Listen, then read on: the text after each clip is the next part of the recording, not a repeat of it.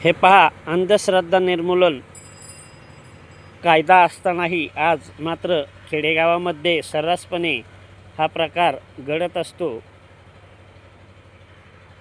अशा कारणाने कोणाचं भलं होतंच असं नाही, परंतु असे प्रकार हे का करत असतात नक्की लोक हेही समजत नाही.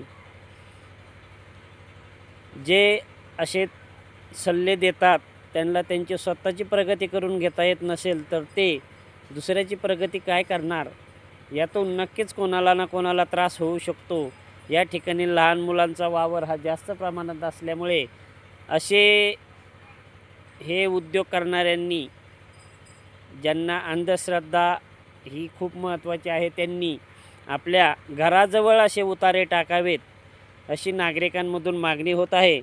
तरी आज हे पहा, या वाहतुकीच्या अगदी रस्त्यावरूनच हा परिसर आहे. तरी या ठिकाणी कोणीही असे उतारे टाकू नयेत अशी नागरिकांमधून मागणी होत आहे. हा प्रकार मांडवगण फराटा येथील आहे.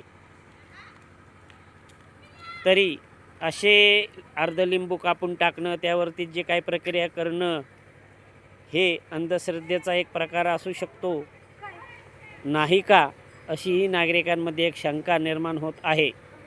तरी असे जे उपाय कोण करत असतील, हा जो उद्योग कोण करत असेल, त्यांनी आपलं कल्याण करून घेत असताना जरा समाजाचाही विचार करावा, जेणेकरून या ठिकाणाहून लहान मुले जात असतात, येत असतात, खेळत असतात आणि हा उतारा न जाणे कोणाकडून ओलांडण्यात आला अथवा याबाबत काही झाल्यास याला जबाबदार कोण.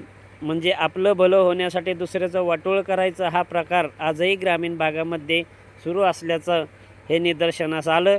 तरी हा जो उद्योग कोण करत असेल त्यांना एक समाजाच्या वतीने एक विनंती आहे, आपण हे उद्योग आपल्या भागामध्ये करावेत, जेणेकरून इतरांना त्रास होऊ नये. हे असे लहान लहान लेकरं खेळत असतात आणि यांच्याकडनं न जाणून जर असा उतारा हा ओलांडण्यात आला तर याचा त्रास हा नक्की होऊ शकतो. तरी असे उतारे टाकणाऱ्यांनी अशा लहान ज्या ठिकाणी मुले आहेत या ठिकाणी मात्र असे उतारे हे टाकू नयेत अशी मागणी मात्र येथे राहणाऱ्या व रस्त्यावरून येणाऱ्या जाणाऱ्यांमध्ये याबाबत चर्चा सुरू आहे.